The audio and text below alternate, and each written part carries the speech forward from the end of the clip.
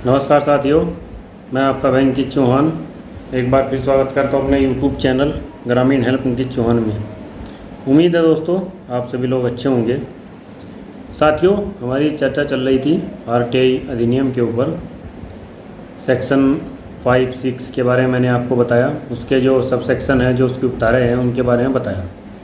लेकिन दोस्तों, आरटीआई अधिनियम में जब आप आवेदन करते हैं तो तय समय में सूचना आपको मिल जानी चाहिए, और यदि तय समय के अंदर आपको सूचना नहीं मिलती है तो इन परिस्थितियों में कानून क्या कहता है दोस्तों, आरटीआई अधिनियम 2005 क्या कहता है। यद्यपि देखा ये गया है कि आज के समय में जो जन सूचना अधिकारी है, या जो केंद्रीय जन सूचना अधिकारी है, या फिर सहायक जन सूचना अधिकारी है साथियों, वो इस बात का ध्यान नहीं दे रहे हैं और टाइम को बिल्कुल भूल गए हैं। और ये बड़ी विचित्र दोस्तों स्थिति है कि यहाँ आपको एक से बढ़कर एक मिलेंगे, एक से बढ़कर एक मिलेंगे, हर एक का अलग जलवा मिलेगा आपको। कोई हल्का पुल्का तो दोस्तों है नहीं इनका जो रुतबा है। अब दोस्तों लोक सेवक है तो लोक सेवक की जो है दायरे में तो कोई नहीं रहेगा, तो ये लोग राजा के दायरे में दोस्तों रहते हैं। अब राजा साथियों, बहरहाल राजा राजा होता है।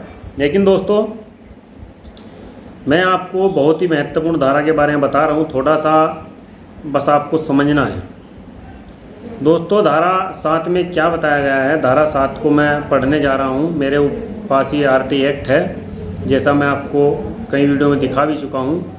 आरटीआई अधिनियम में जो बताया गया है दोस्तों, वही मैं आप लोगों को बता रहा हूँ। देखिए दोस्तों, धारा 7 अनुरोध का निपटारा। अर्थात यानी कि जब भी कोई अनुरोध किसी लोक सेवक के पास आता है, अर्थात जन सूचना अधिकारी के पास आता है, तो उसका निपटारा किस प्रकार किया जाएगा, उसका निस्तारण किस तरह से किया जाएगा, उसके क्या मापदंड है दोस्तों, तो ये सेक्शन 7(1) और 7(2) में डिफाइन किया गया है, मतलब बताया गया है।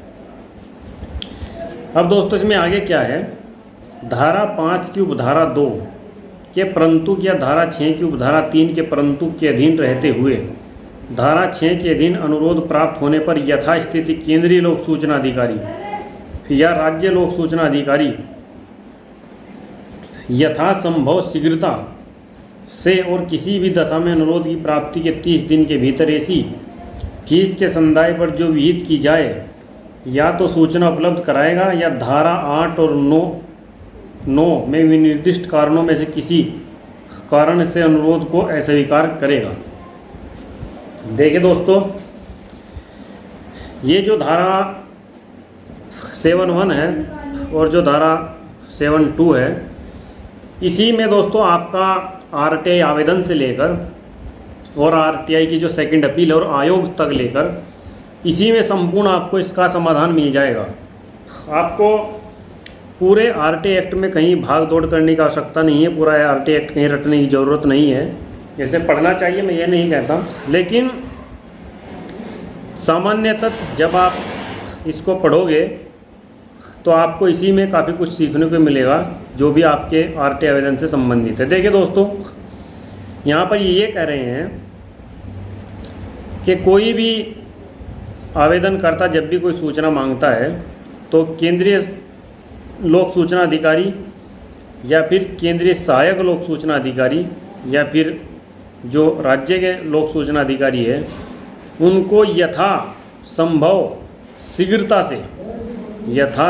शीघ्रता से यानी कि जितनी जल्दी संभव हो सके और शीघ्र किसी भी दशा में अनुरोध की प्राप्ति के 30 दिन के भीतर, किसी भी दशा में अनुरोध की प्राप्ति के 30 दिन के भीतर आपकी जो सूचना है, आपको सूचना देनी है, और जो भी आपने प्रतिलिपि दोस्तों मांगी है उसका जो है समाधान करना है। और ये सब कुछ दोस्तों करना है पूरे 30 दिवस के अंदर। तो दोस्तों अब इसके बाद क्या कहा है, यदि या तो सूचना उपलब्ध कराएगा या धारा 8 और धारा 9 में विनिर्दिष्ट कारणों में से किसी कारण से अनुरोध को अस्वीकार करेगा। देखिए साथियों, मान लीजिए कि यदि जन सूचना अधिकारी को ये लगता है कि जो आरटीआई आवेदन करता है जो उसके कार्यालय में जो आरटी आवेदन आया है,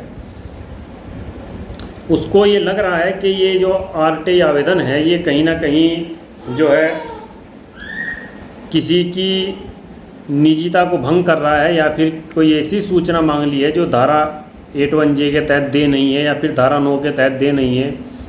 तो यहाँ दोस्तों इन्होंने सेक्शन 8 और 9 को मेंशन किया है और ये बताया है कि कोई भी जन सूचना अधिकारी यदि किसी भी जानकारी को देने से मना करता है, या फिर कोई जानकारी किसी आवेदनकर्ता को देने से रोकता है, तो उस जन सूचना अधिकारी को दोस्तों ये बताना पड़ेगा कि भाई धारा 8 में इस सब सेक्शन के तहत ये सूचना हम आपको नहीं दे सकते हैं। और अगर सूचना नहीं दे सकते हैं, सूचना नहीं देने की स्थिति में क्या क्या दिक्कतें आ सकती है उसका भी दोस्तों उनको अपने पत्र में उल्लेख करना पड़ेगा।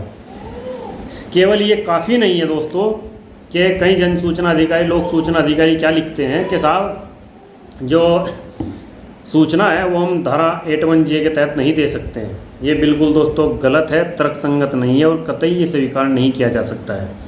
दोस्तों आपको ये बताना पड़ेगा कि धारा 8 के कौन से सब सेक्शन के तहत आप सूचना नहीं दे सकते दोस्तों, और नहीं देने का दोस्तों आपको ग्राउंड देना पड़ेगा और ग्राउंड के नीचे रीजन देना पड़ेगा। ये कोई ज़रूरी नहीं है कि आपने ऐसे ही कोई पत्र जारी कर दिया और ऐसे लोगों को मूर्ख बना दिया। तो दोस्तों यहाँ तक उम्मीद है आप समझ गए होंगे। अब मैं आपको इसका अगला स्टेप दोस्तों पढ़कर बता रहा हूँ। परंतु जहाँ मांगी गई जानकारी का संबंध किसी व्यक्ति के जीवन या स्वतंत्रता से है, वहाँ पर अनुरोध प्राप्त होने के 48 घंटे के भीतर उपलब्ध कराई जाएगी। देखिए दोस्तों, मान लीजिए कोई ऐसी सूचना है दोस्तों जो आपके जीवन को प्रभावित कर सकती है, या आपकी दोस्तों मौलिक अधिकारों का कहीं तुरंत एकदम डायरेक्ट हनन हो रहा है, तो जो ऐसी सूचना है वो आपको 48 घंटे के अंदर जो जन सूचना अधिकारी है वो उपलब्ध कराएगा और उसको करानी पड़ेगी। यदि वो दोस्तों ऐसी सूचना आपको उपलब्ध नहीं कराता है तो आप आयोग को लिखिए, उनके विरुद्ध दोस्तों दंडात्मक कार्रवाई की जाएगी। तो साथियों अब मैं इसका जो पैरा नंबर 3 है वो भी आपको पैरा नंबर जो 2 है वो भी मैं आपको पढ़कर सुना देता हूँ। उसमें क्या बताया गया। वीडियो साथियों थोड़ा सा लंबा हो गया है, लेकिन आप थोड़ा सा देख लीजिए। यदि यथास्थिति केंद्रीय लोक सूचना अधिकारी या राज्य लोक सूचना अधिकारी उपधारा 1 के अधीन निर्दिष्ट अवधि के भीतर सूचना के लिए अनुरोध पर विनिश्चय करने में असफल रहता है, तो यथास्थिति केंद्रीय लोक सूचना अधिकारी या राज्य लोक सूचना अधिकारी के बारे में यह समझा जाएगा कि उसने अनुरोध को नामंजूर कर दिया है। अब देखिए दोस्तों कितनी अच्छी व्यवस्था आरटी अधिनियम में की गई है। लोग दोस्तों आयोग में जाते हैं अपनी सेकंड अपील को लेकर, लेकिन आयुक्त को एक बार भी सेक्शन 7(2) का जिक्र नहीं करते और ना ही आयुक्तों को लोग इस धारा के बारे में बताते हैं।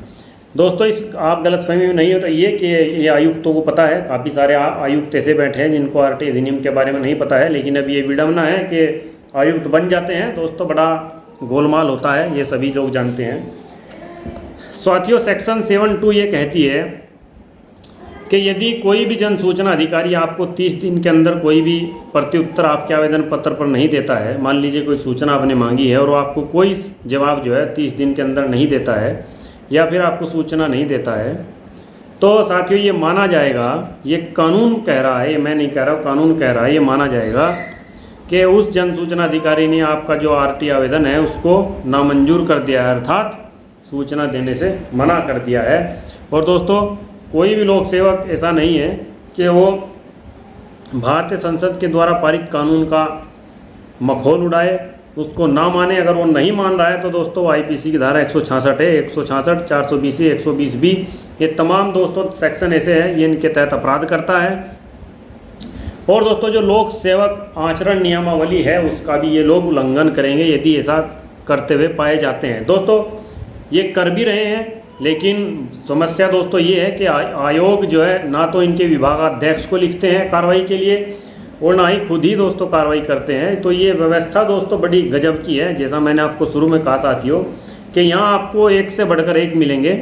और आपने देखा होगा आजकल जहाँ भी आप जाते होंगे जन सूचना अधिकारी कार्यालय में साहब बैठे हैं, दरवाज़ा दोस्तों बंद है और बाकायदा आपसे पूछा जाएगा कि आपको किससे मिलना है, आपकी पर्ची बनेगी, है ना। जैसे मान लीजिए दोस्तों आप किसी प्राइम मिनिस्टर या फिर मुख्यमंत्री के ऑफिस में मिलने जा रहे हो। तो ये हाल है दोस्तों आज के लोक सेवक का। साथियों, मैंने अपनी बात रखी और इस आरटीआई अधिनियम की जो सेक्शन 712 है इसके बारे में मैंने आपको बताया। उम्मीद है आपको वीडियो दोस्तों अच्छी लगी होगी। मैं जल्दी मिलता हूँ आपसे किसी दूसरी वीडियो में। तब तक के लिए सादर नमस्कार साथियों।